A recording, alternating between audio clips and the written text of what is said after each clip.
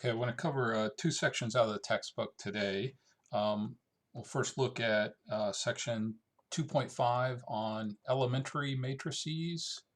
Um, this section will allow us to represent our elementary row operations that we've looked at previously for reducing a matrix to reduced row echelon form as a series of matrix multiplications. It will also illustrate yet another technique for finding a matrix inverse. And then I also want to look at also the next section today on linear transformations. So if you remember the elementary row operations that we've had previously, the first one was actually swapping two rows. So I'll represent that as Ri swapped with Rj. The second one was actually multiplying a row by a constant. And then the third one was actually replacing a row by the sum of that row plus a scalar multiple of another row, krj. Okay. The corresponding n by n elementary matrices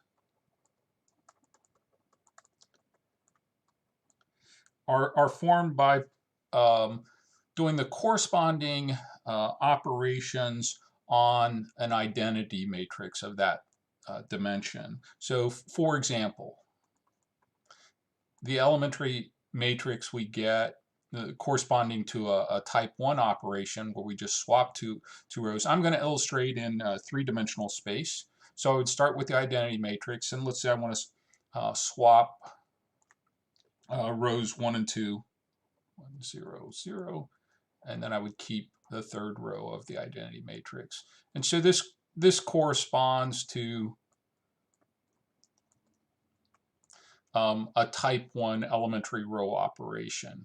Okay, and then similarly for an elementary matrix of type 2, I would just multiply any of the rows in the corresponding identity matrix by a constant number. So here I'm going to replace row 3 with 3 times row 3, where I'm referring now to corresponding rows in the identity matrix. Okay, and then finally, for the third type, I'll replace.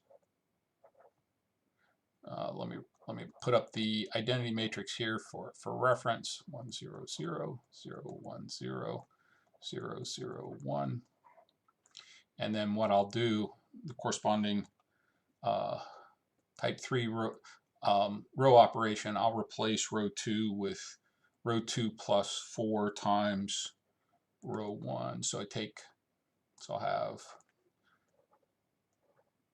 rows 1 and row 3 unchanged. 4 times row 1 plus row 2 would give me this. Again, here I've illustrated for using a three-dimensional space, but the same would be hold true for an n-dimensional space. What's interesting is that the row ops on an n by m matrix A can be performed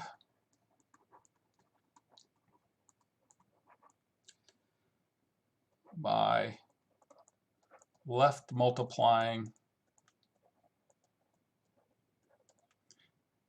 A by corresponding elementary matrix. Okay, so for example, let's take the case of E1 times A, where E1 is where I'm going to swap rows 1 and 2.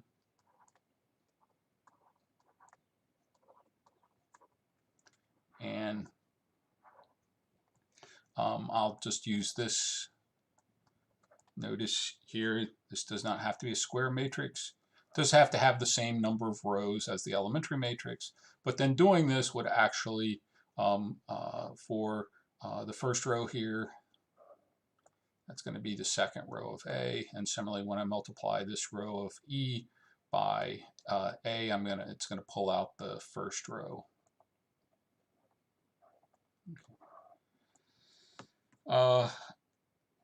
And so I've effectively swapped rows 1 and 2 by doing this matrix operation.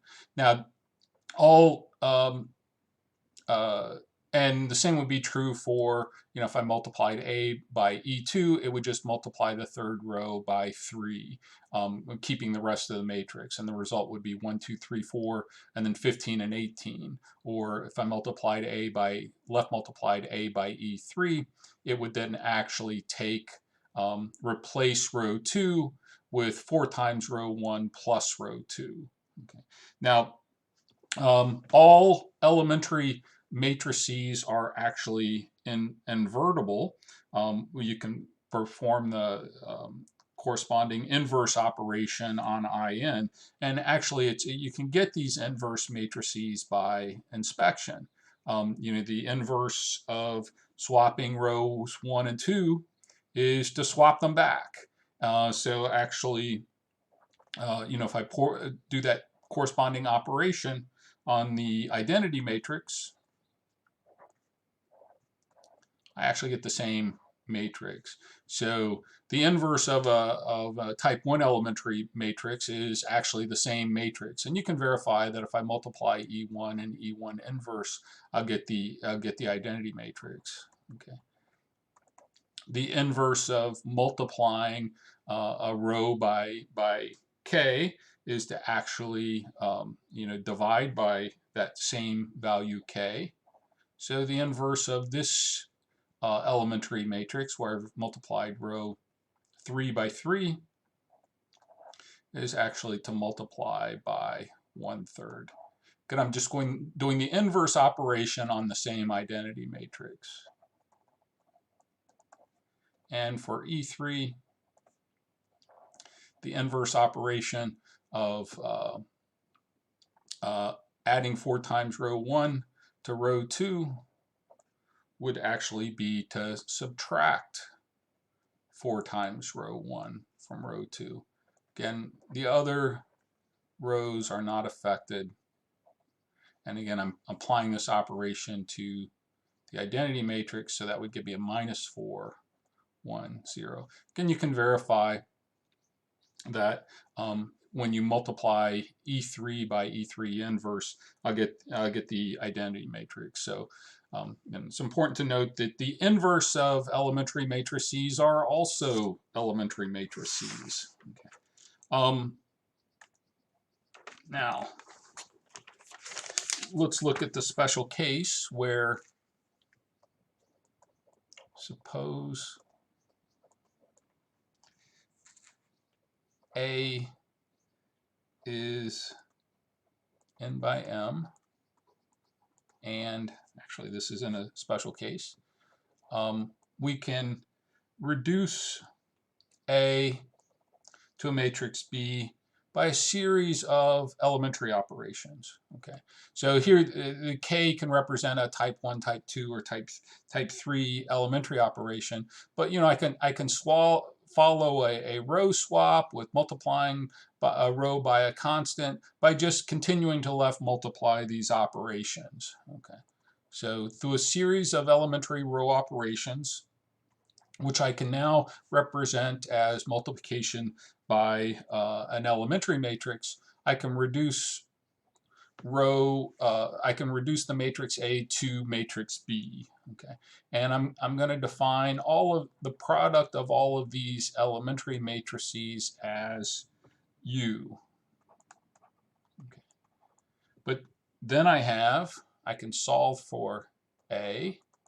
A is if I left multiply both sides by U inverse, A would be equal to U inverse B, where U inverse is the inverse of the product of all of these matrices. And if you remember our rule for the inverse of a product, it's it's the product of the inverses in reverse order. So it'd be E1 inverse times E2 inverse dot dot dot EK minus 1 inverse times EK inverse. Okay. You can be found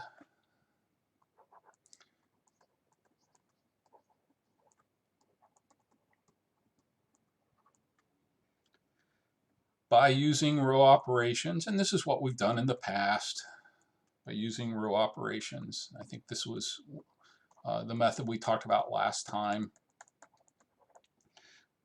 By using row operations to reduce AIN to BU. Okay. Now, a more general application, or actually a more specific application of this is of this technique is to actually find a matrix inverse where it's a little more restrictive. If A is, remember, the matrix has to be square in order for its inverse to exist. If A is n by n and of rank n, okay, that makes it invertible. Not all square matrices have inverses. Then I can write A inverse is equal to U because I know that I can, if A is n by n and invertible, I can reduce this to identity matrix here, and then so A inverse would be equal to U, which is just the product of my elementary row operations, EK minus 1 dot dot dot E2 E1, and A can be expressed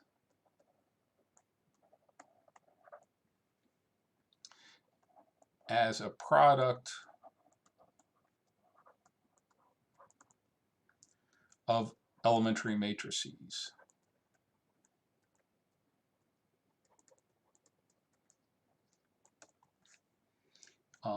A would be equal to the inverse.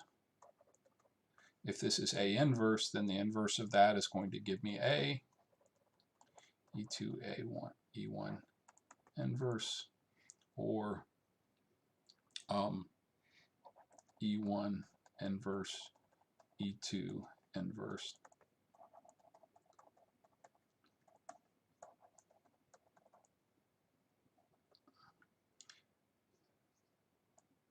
This is actually a factorization of the matrix A into a product of elementary matrices. So it's akin to a prime factorization of a number.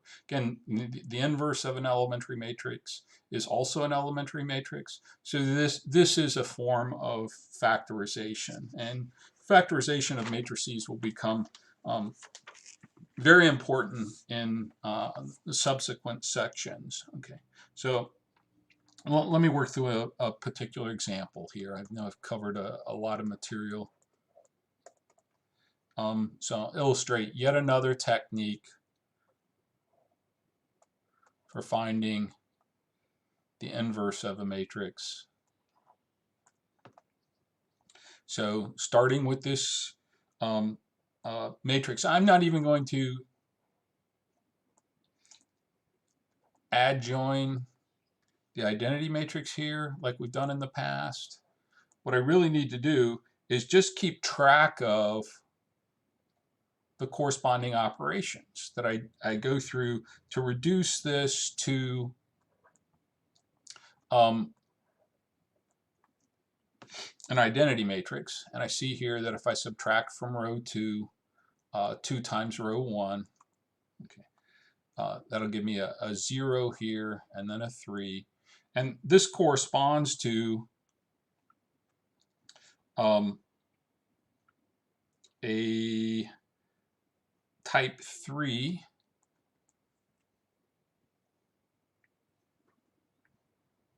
sorry, this is a type 2 operation, okay, where I subtract, no, it is actually a type 3, and then one more step to get it to the identity matrix, 1, 0, 0, 1, which is just 1/3 times R3, and this is our type 2 operation. So this means that I can reduce A to the identity matrix by first performing a type 3 operation on A, followed by this type 2 operation, where the corresponding matrices are for this E3 operation. And I'm working on with the 2x2 identity matrix here. So don't change row 1 at all. Subtract 2 times row 1 from row 2. That would give me this. That corresponds to this operation. And then here, where I just take 1/3 of the second row, this corresponds, 1/3 of R3 corresponds to this elementary operation. Then I've got this factorization, which tells me then that A can be equal to, it would be the inverse of this, E2, E3 minus 1 times, that should be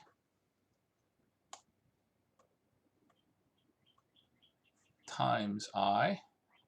Okay, left multiplying both sides by the inverse here, or E3 inverse times E2 inverse, or the corresponding inverse matrices here are corresponding, the inverse to this one is 1, 0, 2, 1. It's the inverse of the type 3 operation. And then the inverse of this is the 1, 0, 0, 3. Again, I can easily get those. And so this gives me 1, 0, 2, 3. Okay. Verifying the method that these are the right techniques. I also have, A inverse is equal to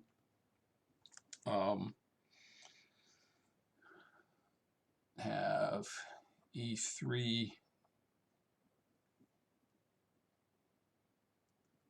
looking at this, A inverse, this would be A inverse is equal to E2 times E3, because I is equal to A inverse times A, so A inverse is equal to E2 times E3, or 1, 0, 0, 1/3,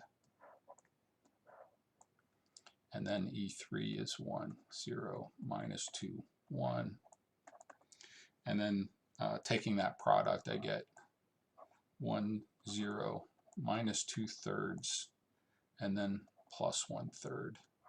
And you can verify that this is the inverse of the original matrix A by doing this product. So this provides yet another method for finding a matrix inverse. It requires keeping track of all your corresponding row operations, and then or representing them as these elementary matrices, and then the inverse is just the product of the elementary matrices, actually kind of in reverse order here. Now, having said that, I find it much easier to just use the technique that we talked about last time to reduce the augmented matrix